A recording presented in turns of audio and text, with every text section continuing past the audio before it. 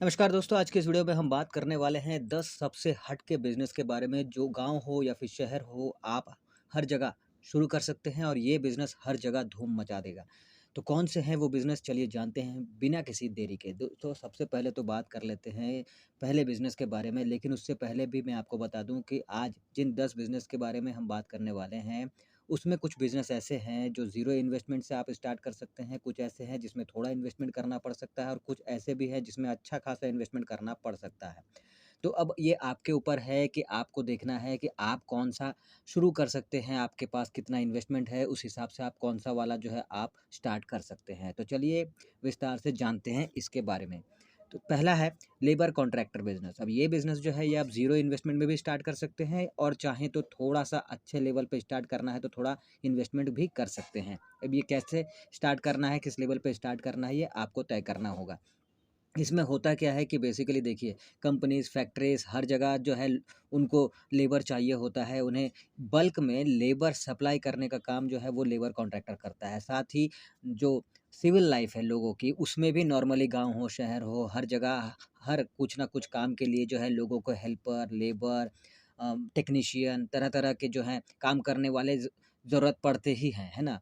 तो अब आपका काम ये होता है कि आपको चाहे वो टेक्नीशियन हो, चाहे वो नॉर्मल लेबर हो, हेल्पर हो, जो भी हो, जिस तरह का काम करने वाले जो लोग होते हैं, वो चाहे जिस तरह का भी वो काम करते हैं, ऐसे लोगों को आपको अपने पास जो है जोड़ना है, ऐसे लोगों को जोड़कर अपना एक टीम बनाना है और जब कंपनीज़ हो, फैक्ट्रीज़ हो या नॉर्मल जो लोग हैं, वो अपने पर्सनल जो भी उनके काम है, उसके लिए उनको जब कोई मिस्त्री या लेबर कुछ चाहिए हो, तो उनको आप सप्लाई कर सकते हैं और बदले में जो है, आप जो है उस पार्टी से, उस कंपनी से, उस फैक्ट्री से, उस इंसान से आप जो है कमीशन ले सकते हैं। अब जैसे कि एग्ज़ाम्पल बता दूँ कि अगर किसी एक मिस्त्री का चार्ज ₹500 है और आपने उस मिस्त्री को कहीं पे भेजा है काम पे, तो आप उस पार्टी से 550 लेंगे। ₹50 जो होगा वो आपका कमीशन होगा। तो इसमें दोनों का फ़ायदा होता है, आपका भी फ़ायदा होता है और उस इंसान का भी या फिर उस कंपनी, उस फैक्ट्री का भी जिसको लेबर चाहिए होता है, उसे भी ढूँढने का झंझट नहीं पालना होता है और आपको भी आराम से लेबर सप्लाई करके पैसे कमाने का मौका मिल जाता है। अब इसके बारे में डिटेल में मैंने ऑलरेडी वीडियो बनाया हुआ है, आप चाहें तो देख सकते हैं। अगला जो आइडिया है, वो ये है कि marathon exam business. Marathon exam business अब ये क्या होता है?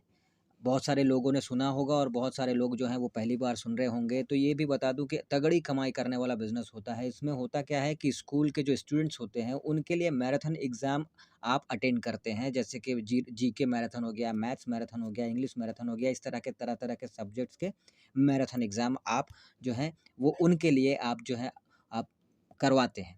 अब एक-एक एग्ज़ाम में 3 से 4 लाख तक ईज़िली आप कमा सकते हैं। कैसे वो भी बता देता हूँ। आप चाहे शहर में हो या फिर गाँव में हो, आपके वहाँ पे कम से कम आपको 30 स्कूल को टारगेट करना होता है और एक स्कूल से कम 100 स्टूडेंट आपको मिल जाए, ये आपको ध्यान देना होता है। कम से कम 100 स्टूडेंट आपको मिलेंगे भी, उसका भी तरीका बताऊँगा। तो देखिए, अगर आपको एक स्कूल से 100 स्टूडेंट मिल जाते हैं, तो 30 स्कूल से आपको 100 के हिसाब से देखा जाए तो 3000 स्टूडेंट्स जो हैं वो आपको मिल गए। अब कैसे मिलेंगे? स्टूडेंट जो हैं वो क्यों आएँगे? तो उसके लिए भी तरीका है। देखिए आप जो हैं, आप जो मैराथन एग्ज़ाम रखवा रहे हैं, करवा रहे हैं, उसमें आपको प्राइज़ रखना होगा। जैसे कि फर्स्ट प्राइज़ 51,000 हो गया, सेकंड प्राइज़ 21,000 हो गया, थर्ड प्राइज़ 11,000 हो गया। इस तरह के तरह-तरह के प्राइज़ेस आपको रखना होगा। इस तरह से जो है वो स्टूडेंट्स को अट्रैक्ट करेंगे और स्टूडेंट्स जो हैं वो आएँगे और वो एग्ज़ाम्स में भाग लेंगे।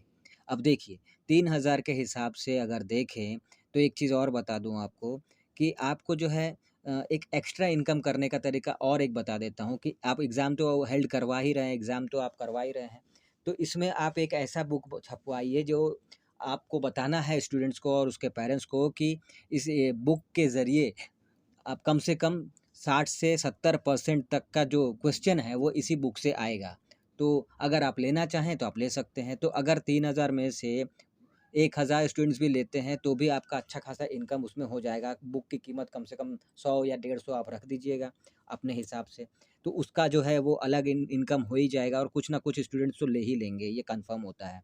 तो ठीक है, ये तो हो गई एक्स्ट्रा में, लेकिन जो मेन मैंने बताया, तो वो जैसे मैंने आपको बता ही दिया कि अगर आप 3000 स्टूडेंट्स जो हैं वो आप आपके हो जाते हैं और पर स्टूडेंट आप 200 रुपए लेते हैं, चार्ज करते हैं उस एग्ज़ाम में बैठाने का। तो 6 लाख रुपए तो आपको वैसे ही बन जाते हैं, है ना? ऊपर से बुक वाला मैंने बता दिया, उसका इनकम अलग से।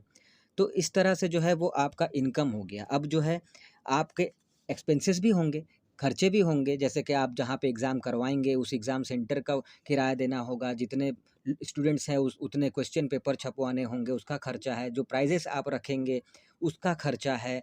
तो छोटे-बड़े और भी एक्सपेंसेस होते हैं, सबको जोड़-जाड़ कर भी देखें ना तो 3 से 4 लाख रुपए आपका खर्चा हो जाएगा, लेकिन फिर भी आपको 3 से 4 लाख रुपए का फ़ायदा आपको देखने को मिल जाएगा, इस तरह के एग्ज़ाम अगर आप करवाते हैं। और वो भी अगर हम महीने में 2 महीने में 1 बार, 3 महीने में 1 बार अगर आप करवाते हैं, तो आपको अच्छा खासा लाखों रुपया जो है वो प्रॉफ़िट देखने को मिल जाता है। तीसरा जो है वो है मेला या फिर किसी भी तरह का एग्ज़िबिशन ऑर्गेनाइज़र बिज़नेस। अगर आप मेला ऑर्गेनाइज़ करवाते हैं या फिर किसी भी तरह का एग्ज़िबिशन ऑर्गेनाइज़ करवाते हैं, तो इसमें जो है फिर चाहे आप गाँव में रहते हो या फिर शहर में रहते हो, तो आपको इसमें अच्छा खासा इनकम देखने को मिल जाता है। फॉर एग्ज़ाम्पल अगर आप मेला रखवा रहे हैं और 1 महीने के लिए रखवा रहे हैं, चाहे अपने गाँव में या शहर में, जहाँ भी एज़ अ ऑर्गेनाइज़र अगर आप मेला रखवा रहे हैं, तो वहाँ पे आपको 2 तरीके से इनकम हो जाएगा। पहला जो है वो है जो टिकट्स होते हैं मेले में एंट्री करने के, उसके पैसे। दूसरा जो है वो तमाम तरह के दुकानदार और झूले वाले, जो आपके उस मेले में अपना दुकान लगाएँगे, अपना झूला लगाएँगे, उनसे। तो ये 2 तरीके से आपका अच्छा खासा इनकम हो जाएगा। अगर 1 महीने भी आपका मेला चलता है, तो 8 से 10 लाख तो कन्फ़र्म इनकम आपका हो जाएगा। अब उसमें आपके खर्चे भी हैं, ज़रूरी है, लेकिन फिर भी उसमें आपको अच्छा खासा प्रॉफ़िट देखने को मिल जाता है। चौथा जो है वो है डिजिटल एलईडी होर्डिंग बिज़नेस, यानी कि डिजिटल एलईडी ऐड चलाने का बिज़नेस। अब ये कैसे होता है? देखिए, ये बिज़नेस जो है ज़्यादातर शहर में ही चलता है, गाँव में उतना देखने को आपको नहीं मिलेगा। तो शहर में कहाँ पे होता है? चौक-चौराहों पे, मेन रोड्स पे, भीड़-भाड़ एरिया वाले जगहों पे, जहाँ पे आप देखेंगे कि बड़ी-बड़ी जो एलईडी की स्क्रीन जो है, होर्डिंग्स जो है वो लगे रहते हैं, उसमें एड्स चलता है। वो तरह-तरह के कंपनी के, तरह-तरह के एजेंसी के। तो आपको ये काम करना है और अच्छा खासा इनकम करना है। इसके लिए आपको बस एक एजेंसी खोलनी है। अब अपने शहर में, अपने एरिया में कहीं भी आप एजेंसी खोल सकते हैं। एजेंसी खोलिए और वहाँ से जो है ऑपरेट कीजिए।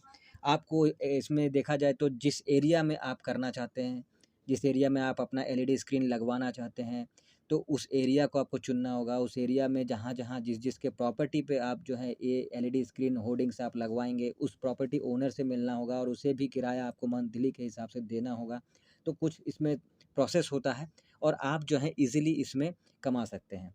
पाँचवा जो है वो है ट्यूशन एजेंसी बिज़नेस। अब ये ट्यूशन एजेंसी बिज़नेस मतलब ये नहीं कि आपको घर में ट्यूशन खोलना है और खुद पढ़ाना है, बिल्कुल ऐसा नहीं है। आपको एक एजेंसी खोलनी है जिसमें आपका काम बस ये होगा मीडिएटर तरह का, मतलब आप जो हैं, आपने एक एजेंसी खोला और उस एजेंसी को आपने जो है मार्केट में आपने उस एजेंसी का ऐड चलवा दिया कि भाई अगर किसी को टीचर चाहिए तो भी हमें कॉन्टैक्ट करें, अगर किसी को स्टूडेंट चाहिए तो भी हमें कॉन्टैक्ट करें।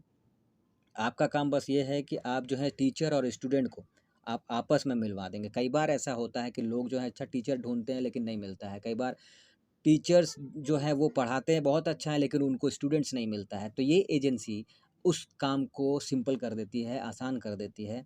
तो जो भी आपके वो ऐड को देखकर आपसे कॉन्टैक्ट करेगा, आपसे जुड़ेगा, वो टीचर हो या फिर स्टूडेंट हो, आपको उन दोनों को आपस में मिला देना है, उन दोनों की रिक्वायरमेंट पूरी कर देनी है। स्टूडेंट को चाहिए टीचर, टीचर को चाहिए स्टूडेंट, तो उनकी रिक्वायरमेंट पूरी हो गई और बदले में आप दोनों से 50-50 करके, मतलब कमीशन जो है वो आप ले सकते हैं और वही आपका इनकम हुआ।